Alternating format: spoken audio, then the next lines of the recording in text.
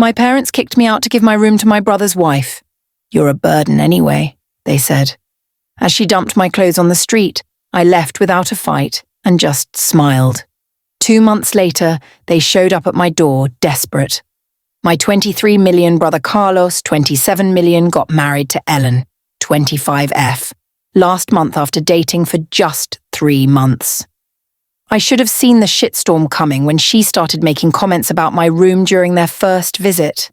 "This room has such better natural lighting than the guest room, or the view from here is amazing," but I never thought my own parents would actually kick me out over it.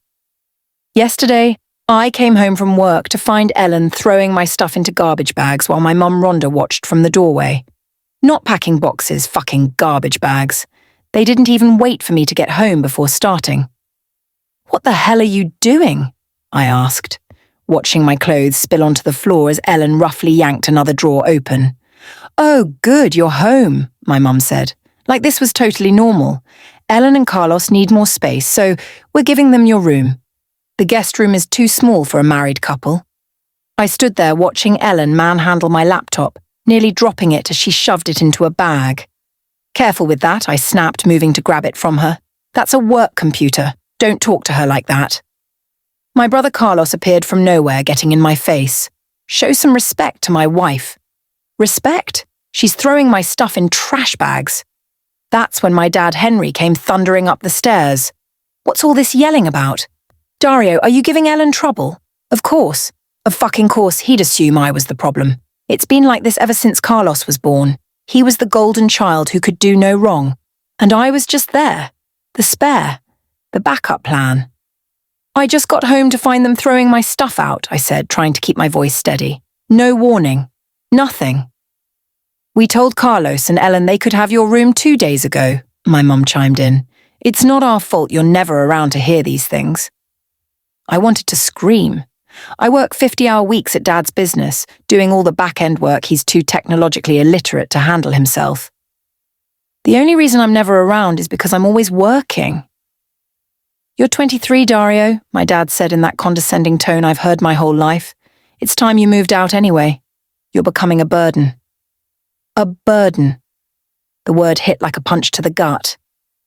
I'm the one who modernized their entire inventory system. I'm the one who set up their online ordering. I'm the one who manages their social media and customer service. But sure, I'm the burden.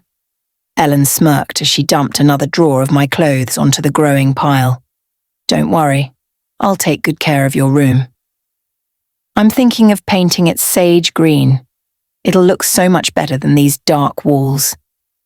I looked around at my room. My space since I was 5 years old, the walls I'd painted navy blue myself when I was 16, the built-in desk I'd installed last year, the custom shelving I'd put up for my books and gaming setup, all about to be painted over in fucking sage green, but something in me just clicked, like a switch being flipped. I felt weirdly calm. You know what? Fine. I started gathering up my scattered clothes, putting them back in the bags properly. Give me 24 hours to pack everything correctly and I'll be gone. They all looked surprised at my sudden cooperation. Ellen's smirk faltered a little. "Well, good," my mum said uncertainly. "That's very mature of you." I spent the next few hours methodically packing while they hovered, probably expecting me to snap. But I stayed quiet, carefully organizing my things, making sure to take everything that was mine, including the desk and shelving I'd paid for myself. My friend Mackenzie's letting me crash at her place until I figure things out. She was furious when I told her what happened, offered to help me destroy their lives, but I told her not to worry. I've got something better in mind.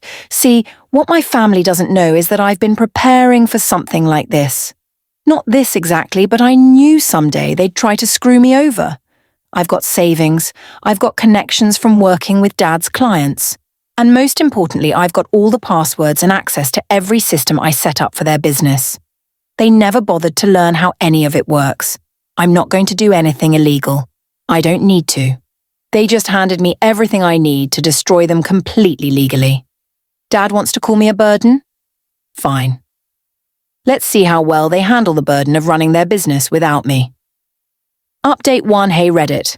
I honestly didn't expect my last post to blow up like that. Thanks for all the support and advice. A lot has happened in these 2 weeks and I need to get this off my chest. Quick recap. My parents kicked me out to give my room to my entitled brother Carlos's new wife Ellen, calling me a burden while she threw my stuff into trash bags. Instead of fighting, I just left quietly. Some of you called me weak for not standing up to them. Trust me, I had my reasons. The last 2 weeks have been interesting. Remember how I mentioned working at my dad's shop? Well, I got a new job at Morrison's across town, their direct competitor. Funny thing is, I was the one who handled most of our regular customers for the past 3 years. Guess who they preferred dealing with? The drama at my old house is reaching soap opera levels. Mackenzie, my best friend who's letting me crash at her place until my apartment is ready, still lives next door to my parents, and the stories she's telling me are wild. Ellen has apparently decided that my old room needs a complete makeover. We're talking tearing down walls, custom closets, the works. My mum Rhonda made the mistake of suggesting they wait a few months to save up for renovations. Mackenzie recorded the screaming match on her phone while she was in her backyard. Ellen was shrieking about how they promised her a proper living space and how she wouldn't have agreed to move in if she knew they were liars. Real classy. Carlos, being the spineless yes man he is, sided with her. He actually told our mum, "You're being selfish with your money just like you were with Dario's room. The irony is killing me. Dad's been calling me non-stop since Thursday. Not to apologize. No, that would require having a spine. His best customer, Mr. Rodriguez, switched to Morrison's after I helped him with a complicated order that would have taken weeks at my dad's place. I know their system, their suppliers, their prices. I know exactly how to offer a better deal while still making a profit." When I finally picked up, he started with his usual manipulation. "Son, after everything we've done for you," I cut him off mid-sentence. "You mean like throwing my belongings in garbage bags and calling me a burden? Or do you mean letting Ellen destroy the room I painted and maintained for 15 years? The silence was beautiful. But here's where it gets better. Ellen's renovation demands are bleeding them dry. Mackenzie overheard my mum crying to her sister about maxing out 2 credit cards. They had to dip into their business account to pay for the custom closets Ellen insisted on. They're the same ones the Kardashians have. Like that justifies anything. Carlos lost his cool job last week. Apparently, Ellen kept showing up at his workplace unannounced, making scenes about how he needs to come home early because she's too stressed to be alone. 3 warnings later, they let him go. Now he's working at some warehouse making half of what he used to. The best part? Ellen's now demanding they convert the garage into a home gym because she needs a proper space to maintain her influencer body. She has 342 followers on Instagram. My dad's face when she presented him with a $15,000 quote for gym equipment was priceless. Mackenzie said he looked like he was having a stroke. I'm just watching it all unfold while steadily taking their customers. Not poaching, just providing better service. It's amazing how treating people with respect and actually delivering on promises can build a loyal customer base. Who knew? Yesterday I signed the lease for my new apartment. It's nothing fancy, but it's mine. No entitled princess can throw my stuff out here. The look on Ellen's face when she drove past me moving in, yeah, they still cruise by Mackenzie's place trying to guilt-trip me, was worth every penny of the deposit. Dad's business is struggling without me. Turns out I was doing a lot more than just helping around. Their online ordering system? I built that. Their supplier relationships? I maintained those. Their customer service reputation? Yeah, that was all me. Now they're drowning in bad reviews because Ellen convinced them to hire her cousin, who can't tell the difference between an invoice and a receipt. Mom tried to reach me through Mackenzie yesterday. Apparently they're having trouble paying both the mortgage and Ellen's renovation bill. The business account is almost empty. Carlos and Ellen are still living in my perfectly good room, which now has a hole in the wall where they tried to install a vintage chandelier without checking for electrical wires first. I didn't respond, just like they didn't respond when I asked for an hour to pack my things properly instead of having them thrown in garbage bags. You reap what you sow. Mackenzie says Ellen's now talking about wanting to convert the basement into a content creation studio. I wonder if my parents' credit cards can handle another hit. Guess we'll find out in my next update. Update 2. I wasn't planning to post another update so soon, but holy shit, you guys. The absolute chaos that's unfolding right now is beyond anything I expected. Quick recap for those who missed my previous posts. My parents kicked me out to give my room to my brother Carlos's new wife, Ellen, calling me a burden. Instead of fighting, I smiled and left. Then I started working at their competitor and systematically taking their clients through better service. Well, the shit has officially hit the fan. Remember how Ellen was demanding all those renovations? She convinced my parents to refinance the house to fund her vision. New kitchen, expanded master bathroom, custom closets, the works. My mum Rhonda was against it initially, but Ellen worked her manipulation magic on my dad, Henry. But don't you want your first grandchild to grow up in a beautiful home? Yeah, she dropped that bomb to get her way. She's not even pregnant. The renovation costs spiraled out of control. The contractors found issues that needed fixing. Ellen insisted on premium materials. Meanwhile, I've been quietly growing my client base at the competing business. Remember those detailed notes I kept about all our customers' preferences and pain points? They're coming in real handy. One by one, they're switching over. Not because I'm bad-mouthing my family. I'm just offering better service and actually following through on promises. Yesterday, I was grabbing coffee when I overheard my former neighbour talking. Did you hear the screaming coming from Henry and Rhonda's house last night? Apparently, Ellen had a complete meltdown because the custom Italian tiles she ordered for the bathroom were the wrong shade of grey. She was throwing things and screaming about how this house is falling apart, just like her dreams. The neighbours called the police about the noise. When the cops showed up, Ellen tried to blame my parents for ruining her life. Real classy. But here's where it gets better. Carlos lost his job last week. Why? Ellen kept showing up at his workplace unannounced, making scenes about how he needs to stand up to his parents and demand his inheritance early.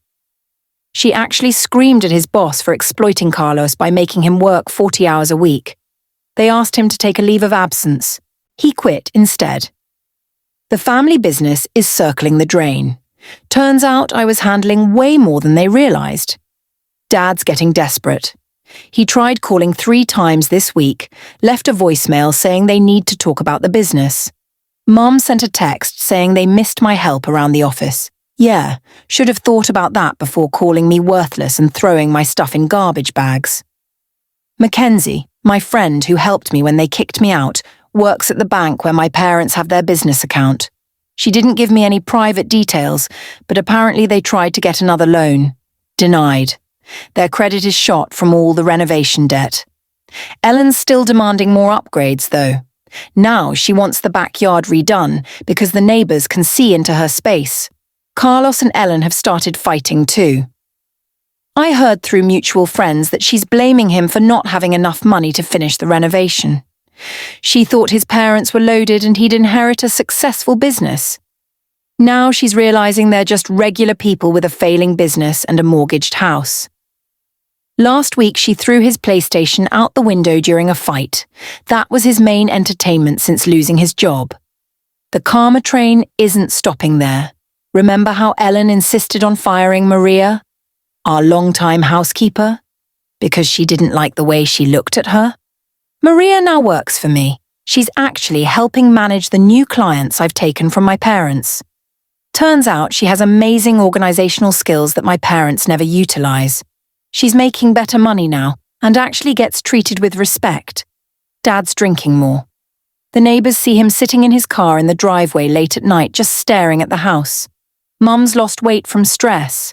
Carlos is sleeping on the couch because Ellen turned their bedroom into a yoga studio that she uses maybe twice a week. The renovation work is half finished because they ran out of money. There's literally a hole in the kitchen ceiling that they can't afford to fix. I haven't said a word to any of them. Don't need to. Just sitting back and watching it all implode. My new place is small but paid for. My job is secure. My clients are happy. Meanwhile, their house looks like a construction zone. The business is failing and they're all at each other's throats. Ellen's latest tantrum was about the neighbours' kids being too loud while playing in their own backyard. She called the police to complain. The cops basically told her to get over herself. Now none of the neighbours talk to them anymore. I know some of you might think I'm being cold, but remember they threw me out like garbage. Called me worthless. Said I was a burden. Now they're realising just how much I was holding everything together. The business will probably close within a month. The house might go into foreclosure if they can't make the new mortgage payments. Carlos and Ellen's marriage is hanging by a thread. All I did was walk away and do better for myself. Their own choices did the rest. Mackenzie thinks I should feel bad for them.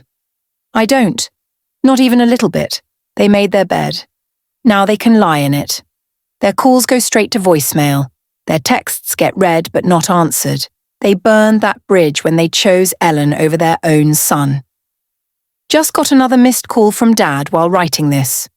The voicemail was just him breathing heavily and hanging up. Think he might have been crying. Too bad. Should have thought about consequences before throwing me away. I'll update again if anything major happens, but honestly, I'm focused on my own life now. Success is the best revenge, and watching them implode while I thrive. Chef's kiss, finally. Update. Hey, Reddit. It's been about 2 months since my last update, and holy shit, everything just came crashing down. For them. Not me. Grab your popcorn because this is exactly what I've been working towards. I was chilling on my couch last night watching YouTube and eating takeout when my doorbell started ringing like crazy. I checked my Ring camera, bought it after moving out, best decision ever, and saw my parents standing there. Mom was crying. And Dad looked like he hadn't slept in days. Part of me wanted to ignore them, but you know what? I wanted to see this. I opened the door and just stood there, not inviting them in. Mum tried to hug me, but I stepped back. What do you want? Dad started with his usual bullshit. Son, we need to talk. The family's falling apart. No shit, Sherlock. That was the plan. Turns out the business is completely dead. Remember how I mentioned taking their clients? Well, I didn't just take them. I showed them how my parents had been overcharging for years. All I did was offer fair prices and better service. Totally legal, totally brutal, calm as a bitch. But here's where it gets good. Ellen, that princess they kicked me out for, maxed out 3 credit cards my parents co-signed for. She convinced them it was for home improvements. But really? She was shopping at Nordstrom and booking spa days while bad-mouthing them on social media. My friend Mackenzie works at the spa and kept me updated. The best part? They can't even kick her out because Carlos threatened to cut contact if they did. Mum was sobbing about how they might lose the house. I just smiled and said, like how I lost my home. The look on their faces was priceless. We made a mistake, Dad said. We need your help. You're doing well. We've seen your new place. Please, son. I laughed. Actually laughed. Remember when you called me a burden? When you threw my stuff in garbage bags? Let me show you something. I pulled out my phone and showed them the email I received that morning, the confirmation that I'm now the proud owner of their house. Yeah, you read that right. I bought it through the bank's foreclosure auction using a shell company. Totally legal. Totally ruthless. Mom collapsed on my doorstep, crying. Dad started yelling about how I planned this, how I'm destroying the family. I cut him off. No, you destroyed this family when you chose Ellen over your own son. I just watched it burn and roasted marshmallows. Then, Carlos and Ellen showed up. Apparently they followed my parents. Ellen started screaming about how this was all my fault, how I ruined everything. I just recorded her meltdown on my phone while smiling. Carlos tried to get aggressive, but stopped when I reminded him that assault charges wouldn't look good on his already terrible job application. You have until the end of the month to move out, I told him. All of you. I own the house now and I'm not as generous as the bank. They gave you 60 days. I'm giving you 30. Ellen started crying about having nowhere to go. I shrugged and said, there's a Motel 6 down the street if you can afford it. Dad tried one last time. We're your family. No, I replied. You were my family. Now you're just my tenants, and you're being evicted. I closed the door on their faces and blocked their numbers. Through my security camera, I watched them stand there for another 20 minutes, arguing with each other. Ellen blaming my parents blaming Carlos blaming everyone. Music to my ears. This morning I got 34 missed calls and a bunch of texts from extended family calling me heartless. I sent them all the same reply.